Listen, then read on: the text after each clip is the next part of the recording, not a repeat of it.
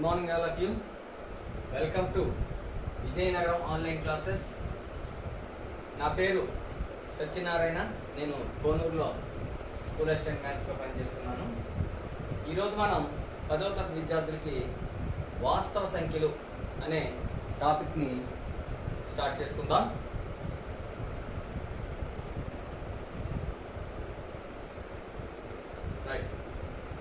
పిల్లలు, మనం నిత్య జీవితంలో in my daily life counting నెంబర్స్గా ఉపయోగించే సంఖ్యలు ఏంటంటే 1, 2, 3, 4 సో ఆన్. వీటిని మనం కౌంటింగ్ నెంబర్స్ అంటాం. వీటినే న్యాచురల్ నెంబర్స్, సహజ సంఖ్యలు అని మనం వీటిని పిలుస్తాం కదా. ఇది మనందరికీ తెలిసింది. అలాగే వీటికి సున్నాని చేర్చినట్లయితే ఈ సంఖ్యలను మనం ఏమంటాము? వీటిని మనం పూర్ణాంకాలు, హోల్ నెంబర్స్ అంటాం అనమాట. ఏమంటాం మనం వీటిని? Whole numbers.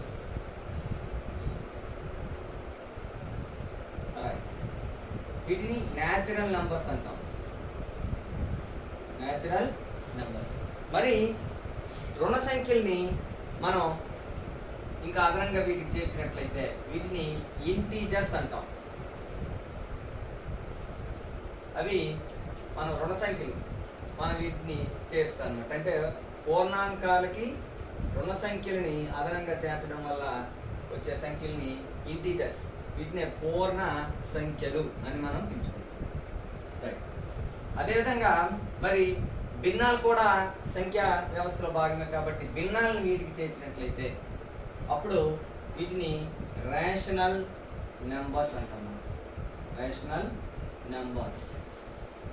ఇవి ఏ ఫామ్లో ఉంటాయంటే p/q రూపంలో, మనకి భిన్న రూపంలో ప్రతి రేషనల్ నెంబర్ని కూడా రాసుకోవచ్చు. ఇక్కడ q ≠ 0 అవ్వాలి, ఎందుకంటే q కానీ 0 అయితే ఈ భిన్నము నిర్వచించబడదు, అన్డిఫైన్గా మారిపోతుంది కాబట్టి. అదేవిధంగా p, qలు ఎనీ ఇంటీజర్ తీసుకోవచ్చు అన్నమాట. ఉదాహరణకు ఇప్పుడు 5 అనే నెంబర్ తీసుకుంటే 5/1 అని రాసుకోవచ్చు, లేదంటే 10/2 అని రాసుకోవచ్చు. ఇది p/q రూపంలో ఉంది కాబట్టి ప్రతి పూర్ణ సంఖ్య కూడా మనకి అగ్రణీయ సంఖ్య అవుతుంది. అంటే సపోజ్ ఇంకా -3 తీసుకున్నాం అనుకో, -3/1 లేదంటే -6/2 ఈ విధంగా మనం రాసుకోవడం వల్ల ప్రతి పూర్ణ సంఖ్య, ప్రతి every integer is a rational number. So దీన్ని బట్టి మనం ఏమని చెప్పుకోవచ్చు అంటే న్యాచురల్ నెంబర్స్ అన్నీ కూడా హోల్ నెంబర్స్లో ఉన్నాయి, హోల్ నెంబర్స్ అన్నీ కూడా ఇంటిజర్స్లో ఉన్నాయి, ఇంటిజర్స్ అన్నీ కూడా రేషనల్ నెంబర్స్ అయినటువంటి అగ్రణీయ సంఖ్యలో ఉన్నాయి. మనం ఈ ఆర్డర్ని మనం n subset w, w subset z, z subset q అని చెప్పుకోవచ్చు. మరి వాస్తవ సంఖ్యలు అంటే ఏంటి? వాస్తవ సంఖ్యలు అంటే రియల్ నెంబర్స్ అంటే మనకి అకరణీయ సంఖ్యలే కాకుండా అకరణీయ సంఖ్యలు కాని సంఖ్యలు మరికొన్ని ఉన్నాయి. వాటిని ఇర్రేషనల్ నెంబర్స్ అంటాం. IRRETATIO irrational numbers. ఈ ఇర్రేషనల్ నెంబర్స్ ఎలా ఉంటాయి? మనం ఏం చెప్పుకున్నాం? q అంటే p/q రూపంలో రాయగలిగే నెంబర్స్ అన్నీ కూడా రేషనల్ నెంబర్స్ అని చెప్పుకున్నాం. మరి ఇవేంటి ఇర్రేషనల్ నెంబర్స్ అంటే p/q రూపంలో రాయలేనివి, p/q రూపంలో రాయలేనటువంటి సంఖ్యలు మనము ఇర్రేషనల్ నెంబర్స్ అనుకోవచ్చు. మరి అవి ఎటువంటి వస్తాయి? వాటి గురించి నేర్చుకునే ముందు మనం ఒక దశాంశ భిన్నాలను గురించి ఒకసారి చూద్దాం. అంటే p/q రూపంలో రాయలేనటువంటి దశాంశ స్థానాలను బట్టి మనం ఏవి p/q రూపంలో రాయగలము, ఏవి p/q రూపంలో రాయలేమో మనం నేర్చుకుంటున్నాం. ఉదాహరణకు మనకి 7/5 ఇది ఒక అకరణీయ సంఖ్య, ఎందుకంటే p/q రూపంలో ఉంది కాబట్టి. దీనిని నేను లవాన్ని, హారాన్ని 2 చేత గుణించాను. గుణిస్తే మనకేమవుతుంది? 7 2 14 5 2 10 అంటే ఇది ఎంత అవుతుంది? 1.4. ఇది ఏ రకమైన దశాంశం అంటే అంతమయ్యే దశాంశం, అంతమయ్యే దశాంశం. దట్ ఈస్ టెర్మినేటింగ్ అని మనం చెప్పుకోవచ్చు. మరొకటి తీసుకుందాం, 2/5. దీనిని మనం 2/5 కాకపోతే 5/2 తీసుకుందాం. దీనిని మనం 5తో మల్టిప్లై చేద్దాం. ఎందుకంటే డినామినేటర్లో మనకి 100 కానీ 1000 కానీ 10 కానీ అంటే దశాంశ భిన్నాలు అంటారు వాటిని.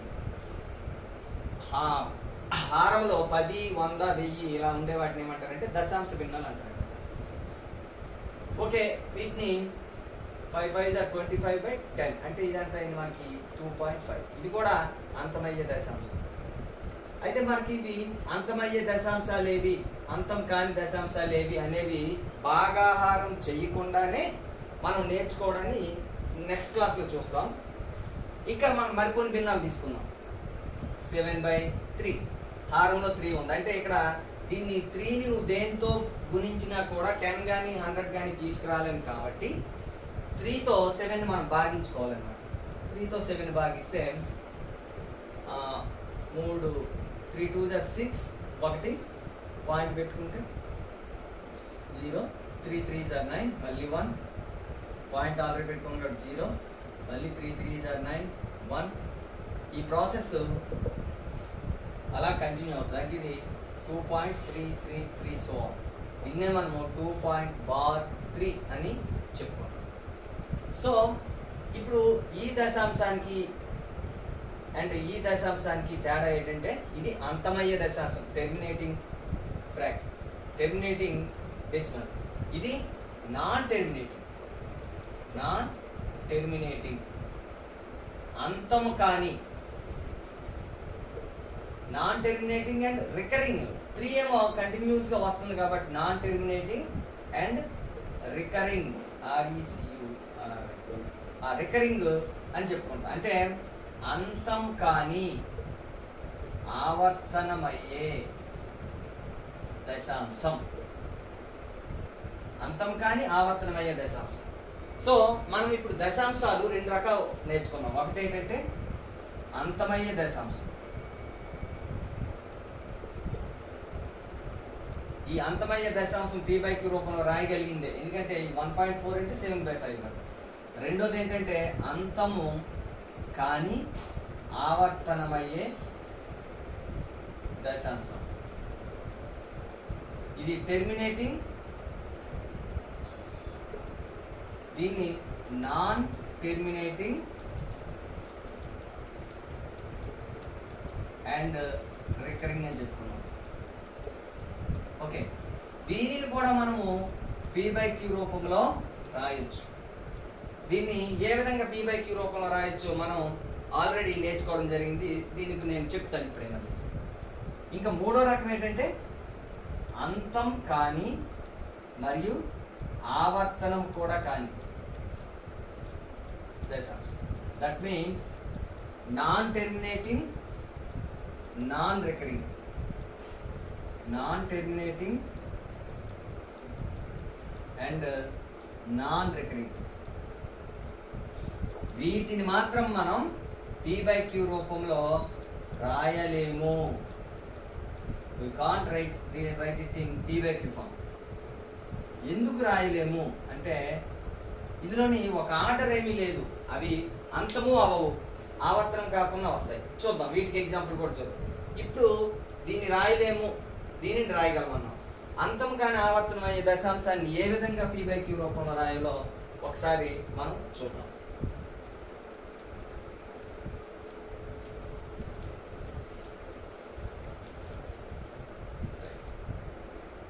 సపోజ్ మనం ఏదైనా ఒక భిన్నాన్ని తీసుకున్నాం, అదే దశాంశాన్ని, అంతం కానీ ఆవర్తనమైనది 3.6666. దీన్ని మనం p/q రూపంలో రాద్దాం. ఇది అంతం కానీ ఆవర్తనమయ్యే దశాంశం, non terminating and recurring. So దీన్ని x అనుకుందాం, 3.666 అండ్ సో ఆన్. ఇది ఒకే ఒక స్థానం రిపీట్ అవుతుంది కాబట్టి దాని పీరియడ్ 1 అన్నమాట. సో 10తో మల్టిప్లై చేద్దాం. 10x = 36.66. ఇప్పుడు 10xలో నుంచి xని సబ్ట్రాక్ట్ చేయాలన్నమాట. అంటే 36.666 నుంచి మనం x అయినటువంటి 3.666ని సెపరేట్ చేస్తే 10x నుంచి ఒక x తీస్తే 9x. This is equal to ఇక్కడ వరకు ఇవి జీరోస్ అయిపోతాయి, ఇదేమో 3, ఇదేమో 3. So x is equal to 33/9. 3తో దీని సింప్లెస్ట్ ఫార్ములాకి చేంజ్ చేస్తే 3 11 jar 33, 3 3 jar 9. So 11/3. So 3.6 is equal to 11/3. p/q రూపంలో రాయగలిగాం కదా. సో ఈ విధంగా ఏ ఒక అంతం కానీ ఆవర్తనం అయ్యే దశాంశం ఇచ్చిన దానిని మనం p/q రూపంలో రాయగలమని ఇప్పుడు నేర్చుకున్నాం.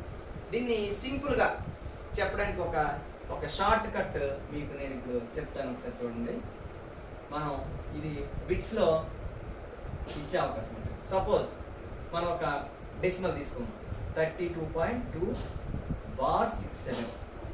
దీన్ని చదివేటప్పుడు ఒకసారి గుర్తుపెట్టుకోండి, 32.267 బార్ అంటే బార్ ఎక్కడ ఉందో మనకు తెలియదు కాబట్టి ఎలా చదవాలంటే 32.2/67. సో బార్ కింద ఉన్న సంఖ్యలని ముందు బార్ చదివి తర్వాత ఆ సంఖ్యలు చదివితే మనకు కన్ఫ్యూజ్ లేకుండా ఉంటుంది.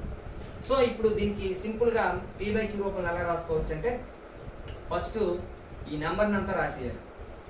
32267 మైనస్ బార్ లేకుండా ఉన్నటువంటి ఇవన్నీ తీసేయాలన్నమాట. 322 బై బార్ కింద ఎన్ని సంఖ్యలు ఉన్నాయి? 2 ఉన్నాయి కాబట్టి పీరియడ్ దానికి 2 కాబట్టి 2 9s వేసుకోవాలి. బార్ కింద ఎన్ని సంఖ్యలు ఉంటే అన్ని 9s వేసుకోవాలి. బార్ లేకుండా అంటే డిజిట్ తర్వాత, వీటితో మన సంబంధం లేదు, డెసిమల్ పాయింట్ తర్వాత ఉన్న సంఖ్యలే చూసుకోవాలి కింద వేసేదానికి. బార్ తర్వాత 2 సంఖ్యలు ఉన్నాయి కాబట్టి 2 9లు వేస్తాం. బార్ లేకుండా ఒకే సంఖ్య ఉంది, ఇవి బార్ లేకుండా ఉన్న సంఖ్యల కింద మనం తీసుకోకూడదు. పాయింట్ తర్వాత అది ఒక 0. సో ఇదే p/q ఫామ్. ఇప్పుడు దీన్ని మనం సబ్ట్రాక్ట్ చేద్దాం. 32267 మైనస్ 322 5 4 9 1 31945/990. దీన్ని సింప్లిఫై చేసుకోవచ్చు, 5తో క్యాన్సిల్ చేసి దీన్ని సింప్లెస్ట్ ఫామ్లోకి మార్చుకోవడం అనేది కూడా చేయాలి. ఇక్కడ మనం ఒకటి గమనించాలి, ఇది నేను కొంచెం పెద్ద లెక్క తీసుకోవడం జరిగింది ఎందుకంటే అన్నిటికీ వస్తుంది. అదే సింపుల్గా ఉన్నాయి. ఇప్పుడు దీనిని చూద్దాం, ఆల్రెడీ చేసినటువంటి దాన్ని.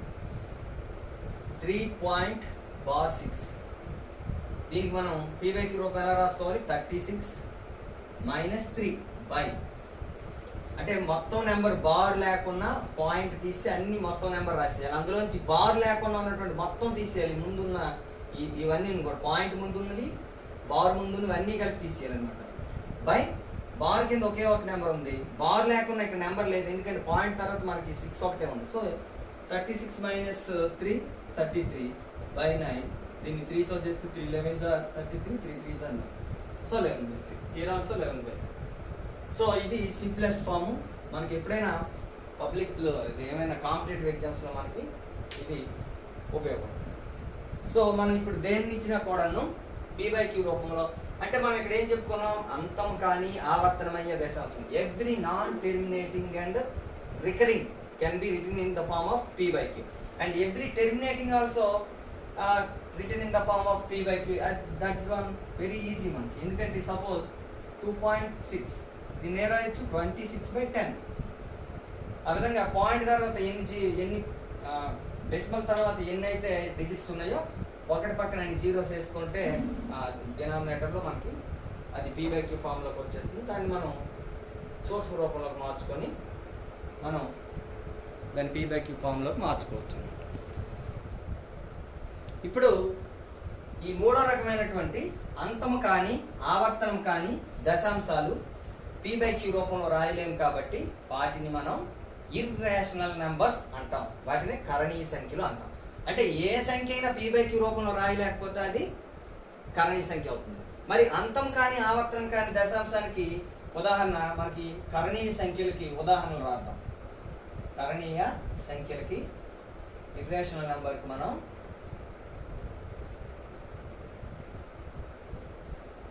ఎగ్జాంపుల్స్ కొన్ని రాద్దాం. మొదటి మోడల్ ఏంటన్నాం? Non terminating and non recurring.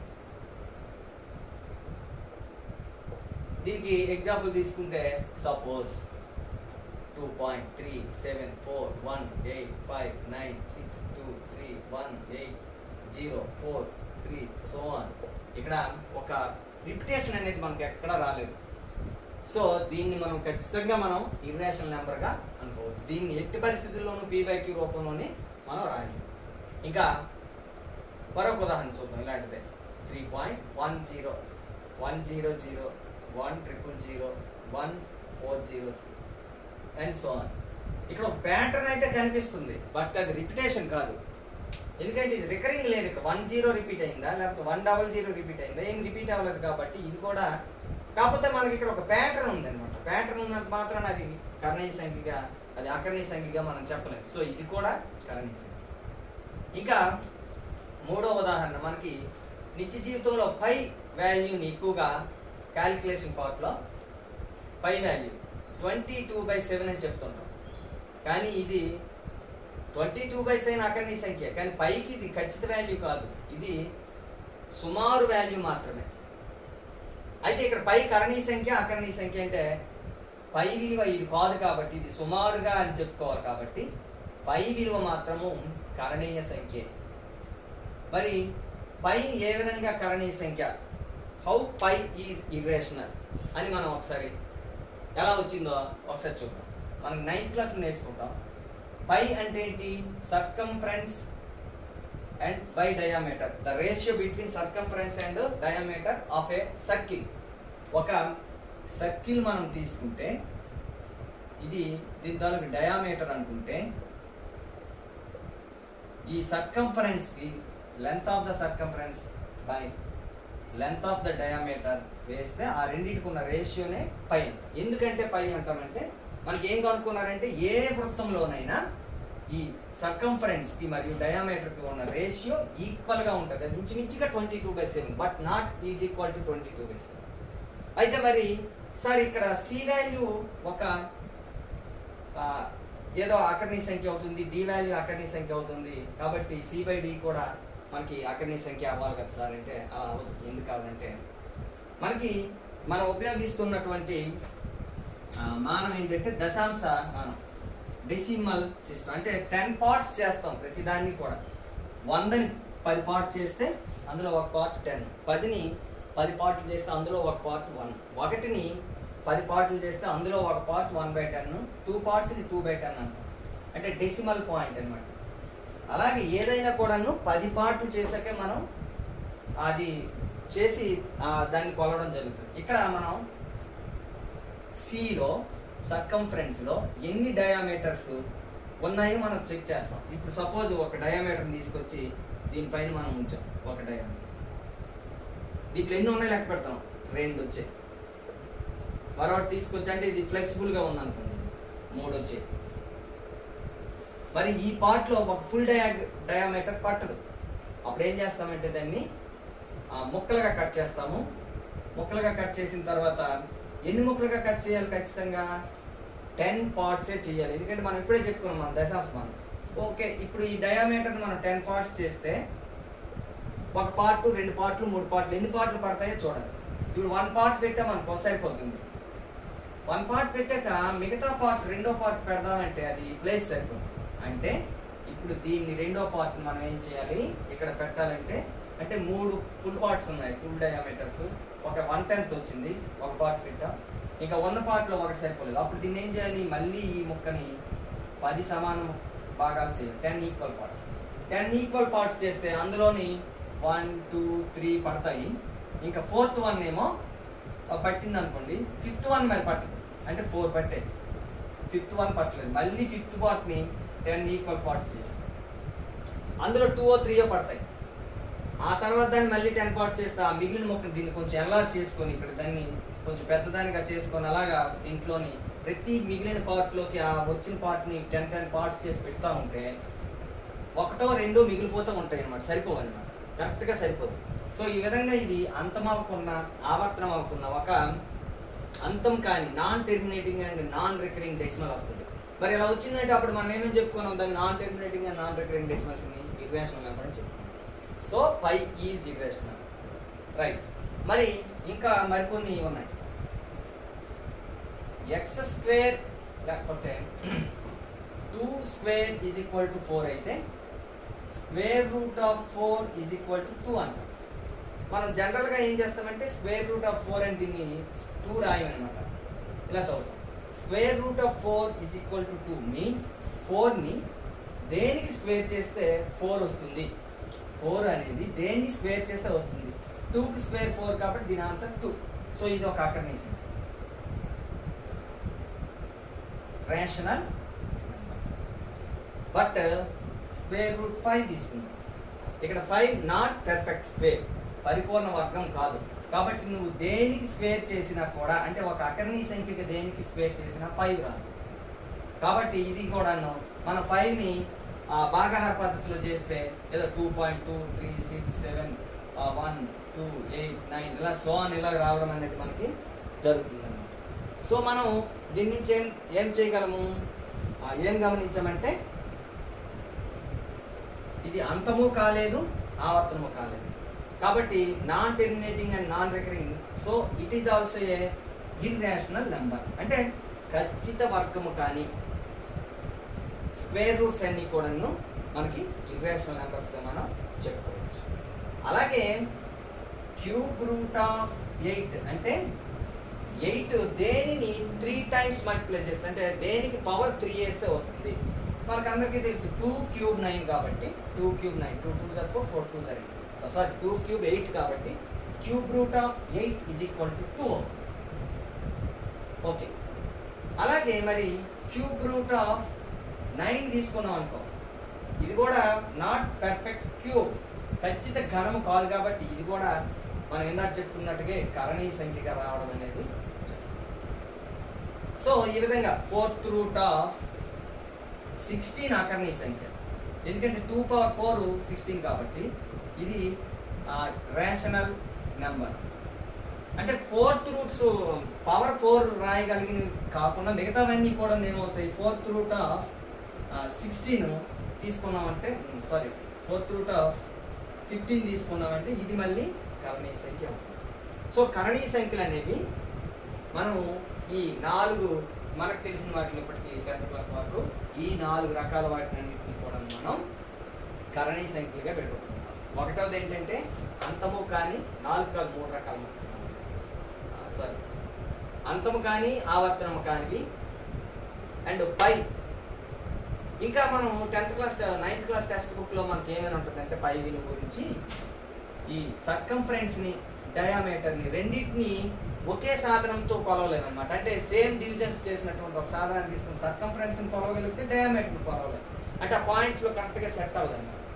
So అందువల్ల C/D అనేది మనం కరణీయ సంఖ్యగా తీసుకోవడం జరుగుతుంది. అలాగే cube roots, square roots, 5th root, 6th root of అవన్నీ కూడాను ఆ 6th రూట్ ఆఫ్ మనకి కరణీయ సంఖ్య కావాలనుకుంటే 2 పవర్ 6 మనకి ఎంత 60, 2 2s are 4, 4 2s are 8, 8 2s are 16, 16 2s are 32, 32 2s are 64. So 64 అనేది 2 పవర్ 6 కాబట్టి దీని 6th root of 64 is equal to 2. ఇది మళ్ళీ అకరణీయ సంఖ్య అవుతుంది. ఇలాగా పవర్ 6 ఘాతము 6గా ఉన్నటువంటి ఏవైనా ఒక సంఖ్యలకి ఘాతం 6గా రాయగలిగితే అవన్నీ కూడా అకరణీయ సంఖ్యలు అయిపోతాయి 6th రూట్ అన్నీ కూడా. సో మనం ఇప్పుడు అకరణీయ సంఖ్యలు అంటే ఎలా ఉంటాయి, ఒకటి అంతమయ్యే దశాంశాలు, రెండోది అంతం కానీ ఆవర్తనమయ్యే దశాంశాలు, దట్ మీన్స్ టెర్మినేటింగ్, రెండోది ఏంటంటే నాన్ టెర్మినేటింగ్ అండ్ రికరింగ్. అయితే అవి అకరణీయ సంఖ్యలు రేషనల్ నెంబర్స్ అని చెప్పుకోండి. మరి ఇర్రేషనల్ నెంబర్స్ కంటే నాన్ టెర్మినేటింగ్, నాన్ రికరింగ్, అంతము కానీ ఆవర్తనము కానీ దశాంశాలు అండ్ మరి square roots, cube roots, 4th roots, 5th roots వీటిల్లో ఆ ఘనం ఏదైతే ఉందో క్యూబ్ రూట్లు అంటే ఘనం కాని ఖచ్చిత ఘనం కాని సంఖ్యలన్నీ కూడా అందులో ఉంటే అవన్నీ కూడా మనకి కరణీయ సంఖ్యలు అని మనం చెప్పుకోవడం అనేది జరుగుతుంది. ఇప్పటి వరకు మనం వాస్తవ సంఖ్యలు రియల్ నంబర్స్ అనేవి ఏమిటంటే అకరణీయ సంఖ్యలు మరియు కరణీయ సంఖ్యల యూనియన్ సమ్మేళనంగా మనం చెప్పుకుంటాం.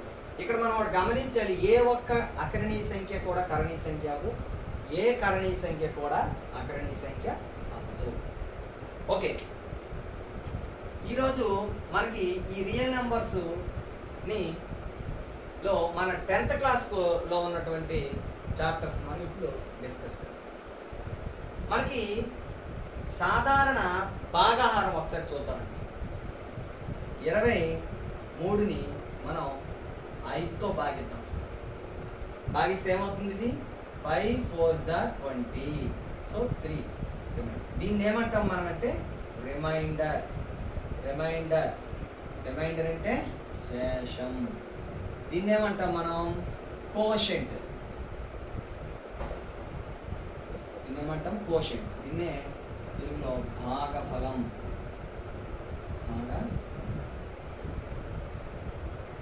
దీన్ని విభాజ్యము అంటాం. విభాజ్యము, డివిడెండ్. దీన్ని డివైజర్ అంటే భాగఫలం, సారీ విభాజకం.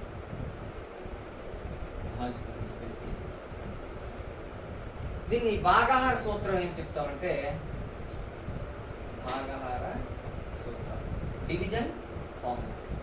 ఏం చెప్తుందంటే division formula dividend is equal to divisor into quotient plus remainder. అంటే 23 is equal to 5 into 4 plus 5 4 20, 5 4 20 plus 23.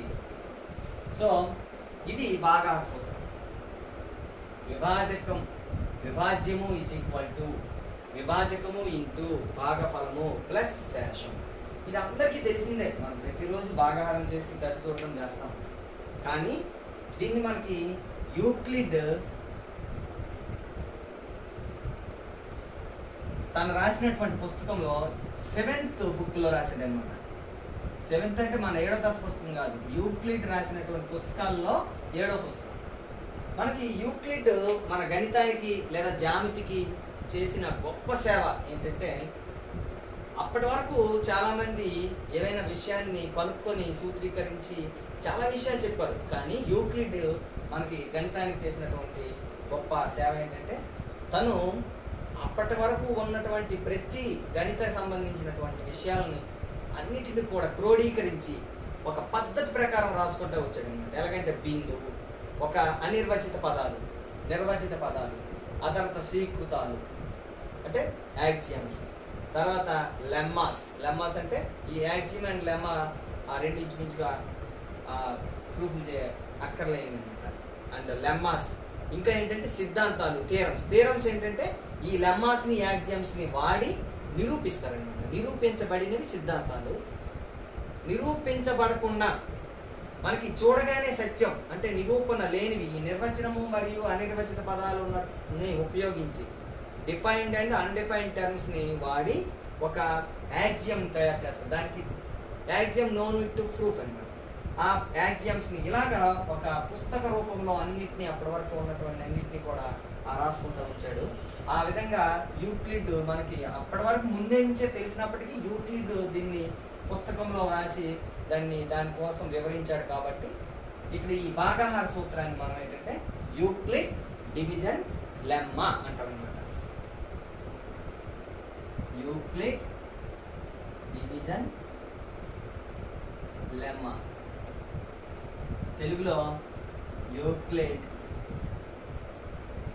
భాగాహార న్యాయం. మనకి 10వ తరగతిలో మనకి ఏంటంటే ఈ యూక్లిడ్ భాగాహార న్యాయంతోనే మనం స్టార్ట్ చేసుకోవడం జరుగుతుంది. ఏంటి యూక్లిడ్ భాగాహార న్యాయం, దీన్ని ఏ విధంగా ఉపయోగిస్తారు, వీటన్నిటి గురించి ఒకసారి మనం చూద్దాం. పిల్లలు మీరు ఇవి ఏమైనా బోర్డు మీద ఉన్నటువంటి విషయం మీరు రాసుకోవాలనుకుంటే మీరు అక్కడ పాజ్ చేసి ఆ తర్వాత అది నోట్ చేసుకొని మళ్ళీ ప్లే చేసుకుంటే మీకు అక్కడ ఉన్న విషయం అంతా కూడాను మళ్ళీ రాసుకోవడం జరుగుతుంది. ఓకే, ఇప్పుడు మనం యూక్లిడ్ భాగాహార న్యాయం యూక్లిడ్ డివిజన్ లెమ్మా. దీన్ని షార్ట్ కట్లో EDL అని ట్రీట్ చేద్దాం. మనం లెక్కలు చేసేటప్పుడు ఎక్కడైనా EDL అని వాడామంటే యూక్లిడ్ డివిజన్ లెమ్మా ఉపయోగించినట్టుగా మనం అర్థం చేసుకుంటాం. ఈ యూక్లిడ్ డివిజన్ లెమ్మా మనకి ఏమని నిర్వచించారంటే any integers A and B మనం తీసుకుంటే A గ్రేటర్ దెన్ B అనుకో, అప్పుడు A is equal to BQ plus R. అంటే ఇక్కడ B అంటే డివైజర్, చిన్నదానితో పెద్దదాన్ని భాగిస్తే ఇక్కడ వచ్చినటువంటిది భాగఫలం కోషెంట్ అండ్ ప్లస్ శేషం. ఇంత చెప్పుకున్నాం కదా, విభాజ్యము ఈజ్ ఈక్వల్ టు విభాజకము ఇంటూ భాగఫలం ప్లస్ శేషం. Dividend is equal to divisor into quotient plus remainder. అయితే ఇక్కడ మనము ఇందాక చెప్పినటువంటి ఎగ్జాంపుల్ మళ్ళీ తీసుకుంటే 23ని 5తో డివిజన్ చేస్తే 5 4 జా 20, రిమైండర్ ఏమో 3. ఇక్కడ ఏం చెప్పాం మనము, ఈ రిమైండర్ వాల్యూ ఖచ్చితంగా 5 కంటే చిన్నది ఉండాలి. సపోజ్ నువ్వు ఇలా తప్పు భాగించారనుకోండి, ఎవరైనా 5 3 జా 15 అని భాగిస్తే ఇక్కడ ఎంత వస్తుంది, 8 వస్తుంది రిమైండర్. ఈ రిమైండర్ దీనికంటే పెద్దది వచ్చిందంటే ఈ భాగహారం తప్పు కదా ఇది మనం. సో అదే విధంగా ఇక్కడ మనం అప్లై చేసుకుంటే, అలాగే శేషం అనేది కంపల్సరీగా 0 కానీ అంతకంటే ఎక్కువ కానీ ఉంటుంది. సపోజ్ ఇలా తీసుకున్నాం 23 నువ్వు 5తో భాగించినప్పుడే 5 6 జా 5 జా 25 అని తీసుకున్నాం.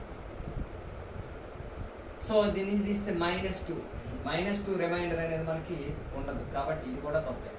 సో ఖచ్చితంగా R విలువ 0కి సమానమైన అవ్వచ్చు, లేదంటే 0 కంటే పెద్దది. ఇది ఖచ్చితంగా B వాల్యూ కంటే తక్కువగా ఉండాలి. ఇదే యూక్లిడ్ డివిజన్ లెమ్మా. మన యూక్లిడ్ డివిజన్ లెమ్మా ఏం చెప్తుందంటే, for any integers A and B, A greater than B, then we can write A is equal to BQ plus R, where Q and R are positive integers, any positive integers, and 0 less than or equal to R less than B. These Q and R unique. They are unique. Unique అంటే ఏకైకం. ఉదాహరణకి ఇప్పుడు నేను A is equal to 150 తీసుకున్నాను, B is equal to ఏదో 9 తీసుకున్నాను. ఇప్పుడు నేను 150ని 9తో భాగించుకున్నాను. భాగించుకుంటే 9 1 జా 9, ఇక్కడ ఎంత మిగులుతుంది 6, 9 6 జా 54, 6 మిగులుతుంది రిమైండర్.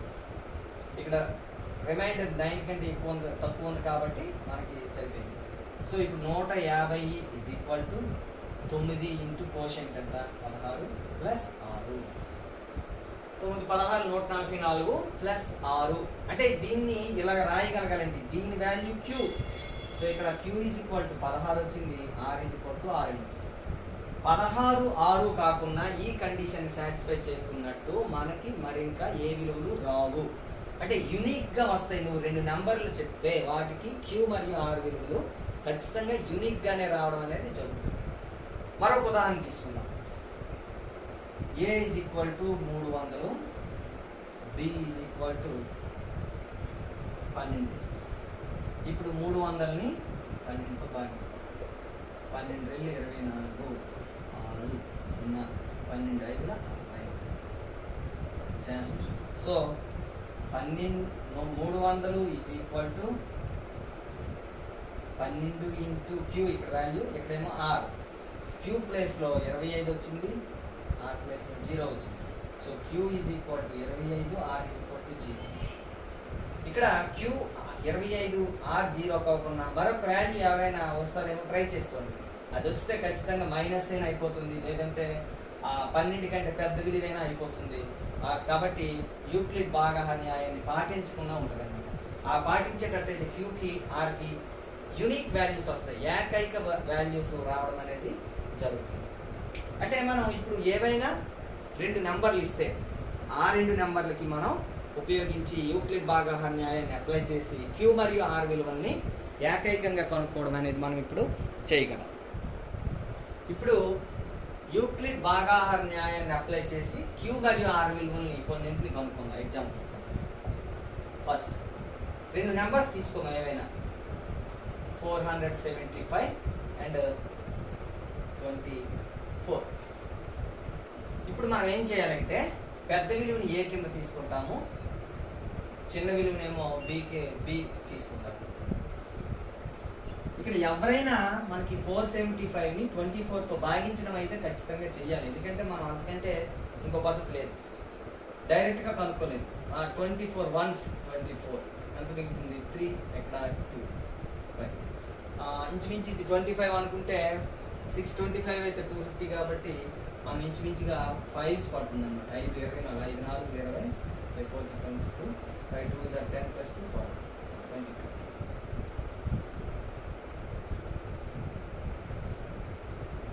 ఇంకా ఎక్కువ పడుతుంది. 5s కాదు మనకి 24 6 150 అంటే 230 రావాలంటే 8s 200 9s ఇంచుమించుగా 50 సరిపోతుంది. 9 4 36 3 9 2 18 + 3 21. 15లో 6 పోతే 9, ఇక్కడ 2 ఉంటుంది 2 1 పోతే 1. సో ఇక్కడ చూడండి రిమైండర్ 24 కంటే చిన్నదిగా ఉంది కాబట్టి మనం సాటిస్ఫై అవుతుంది. సో 475 = 24 ఇంటూ ప్లస్ రిమైండర్ ఇలా రాసుకోవాలి మనం. ఇక్కడ క్యూ ప్లేస్లో 19, ఆర్ ప్లేస్లో కూడా 19 వచ్చింది, అది యాదృచ్ఛికంగా వచ్చింది. సో ఇక్కడ క్యూ = 19, ఆర్ కూడా 19. మరో లెక్క చూద్దాం. 2032 1650. ఇక్కడ కూడా మనము ఏ = 2032 అని తీసుకుందాం అండ్ బి = 1650. ఇక్కడ కూడా ఏం చేయాలి, 2032ని 1651తో భాగిస్తే ఒకట్లే పడుతుంది 1651. 2లో 1 పోతే 1, 13లో 5 పోతే 8, ఇక్కడ 9లో 6 పోతే 380. ఈ 381 ఇప్పుడు క్యూ ఇది బి వాల్యూ కంటే చిన్నదిగా ఉంది కాబట్టి మనం ఆర్ అదే తీసుకుంటాం. మళ్ళీ పాయింట్ పెట్టుకొని చెయ్యం మనం యూక్లిడ్ భాగాహార న్యాయంలో. So 2032 = 651 into Q plus R. Q value ఏమో 1, R వాల్యూ ఏమో 381. మనకి Q వాల్యూకి రిస్ట్రిక్షన్ లేదండి, Q వాల్యూ ఎంతైనా రావచ్చు, 1 నుండి ఒక్కోసారి 0 కూడా రావచ్చు, చెప్తాను అది సందర్భం. సో ఇక్కడ Q = 1, R = 381. అంటే 0 ఎప్పుడు వస్తుందంటే నువ్వు ఏగా చిన్న వాల్యూని బిగా పెద్ద వాల్యూని తీసుకుంటే అప్పుడు Q వాల్యూ 0 వేసుకుని చేయవచ్చు. రైట్, ఈ విధంగా మనము యూక్లిడ్ భాగాహార న్యాయాన్ని ఉపయోగించి ఏవైనా రెండు సంఖ్యలు ఇస్తే అక్కడ కోషెంట్ని రిమైండర్ని మనం ఏ = BQ + R లో 0 < R B అయ్యేటట్టు ఈ నియమానికి లోబడి Q మరియు Rని ఏకైకంగా మాత్రమే మనము కనుక్కోగలము. ఇప్పుడు మనం మరొక చిన్న ఎగ్జాంపుల్ తీసుకుందాం. ఇందులో ఏ మనకి తెలియదు, ఏదైనా ఒక పాజిటివ్ నెంబర్, బి వాల్యూ 3 అనుకో. దీనిపైన మనం యూక్లిడ్ భాగాహార నియమాన్ని మనం అప్లై చేద్దాం. చేస్తే ఏమవుతుంది, ఏ = 3 into Q plus R. ఎందుకంటే ఇక్కడ Q విలువ R విలువ తెలియదు, మనకి ఏ విలువ కూడా తెలియదు. అయితే ఇక్కడ 0 < R B కదా, B వాల్యూ ఇక్కడ 3 అంటే R తీసుకునే విలువలు మనం ఇక్కడ కనుక్కోవచ్చు. ఏంటంటే 0, 1 అండ్ మరియు 2, R2. సో R తీసుకోగలిగే విలువలు మనకి 0 కానీ 1 కానీ 2 కానీ మాత్రమే అవుతాయి. ఇంకోటి తీసుకుందాం, ఇది మనకి 1.1లో లెక్కల్లోని మనకి ఇది ఉపయోగపడుతుంది లాజిక్. ఇంకోటి తీసుకుందాం, ఏదైనా పూర్ణ సంఖ్య తీసుకుందాం, B = 4 తీసుకుందాం. ఈ సందర్భంలో పాజ్ చేసి మీరు Q వాల్యూ మనకి ఎలాగా తెలియదు, Q వాల్యూ ఏదైనా రావచ్చు, R విలువలు మనం కనుక్కోవాలి. ఒకసారి పాజ్ చేసి మీరు ట్రై చేయండి. ఓకే, ఇప్పుడు ఏ = 4Q plus R. ఖచ్చితంగా 0 < R < 4. Therefore, the possible values of R are 0, 1, 2 or 3. ఈ 4 వాల్యూస్ మాత్రమే పాసిబుల్ అవుతాయి. మరొక చిన్న ఎగ్జాంపుల్, ఏదైనా పూర్ణ సంఖ్య B = 7 తీసుకున్నాం. ఇప్పుడు a is equal to 7q plus r and 0 less than or equal to r less than 7. So possible values of r are 0, 1, 2, 3, 4, 5 or 6. ఈ 7 వాల్యూస్లో అంటే 0 నుంచి 6 వరకు ప్రతి వాల్యూని r తీసుకోవడానికి అవకాశం ఉంది. ఏ వాల్యూనైనా తీసుకోవచ్చు. సో అది students, thank you for listening. ఏమైనా మీకు డౌట్లు ఉంటే కిందని కామెంట్స్లో పెట్టండి. అదేవిధంగా దీని తర్వాత నేను ఒక గూగుల్ ఫార్మేట్ని డాక్యుమెంట్ నేను కింద డిస్క్రిప్షన్లో ఇవ్వడం జరుగుతుంది. దాని మీద క్లిక్ చేస్తే మనకి 20 బిట్స్ ఉంటాయి క్విజ్. ఆ 20 బిట్స్ని చేస్తే ఇప్పటి వరకు మనం నేర్చుకున్న కాన్సెప్ట్ మీద, అంటే అకర్ణీ సంఖ్యలు, టెర్మినేటింగ్ ఏవి, నాన్ టెర్మినేటింగ్ ఏవి, p/q రూపంలో రాయడం, వీటన్నిటి మీద అండ్ యూక్లిడ్ భాగహాన్యాయం వరకు కూడాను బిట్స్ ఉంటాయి. అందులో ప్రతి బిట్ని కూడా మీరు చేసి మీ యొక్క నాలెడ్జ్ని పరిపూర్ణం చేసుకొని ఇంకా నెక్స్ట్ క్లాస్ కోసం ప్రిపేర్డ్గా ఉంటారని తెలియజేసుకుంటున్నాను. Thank you.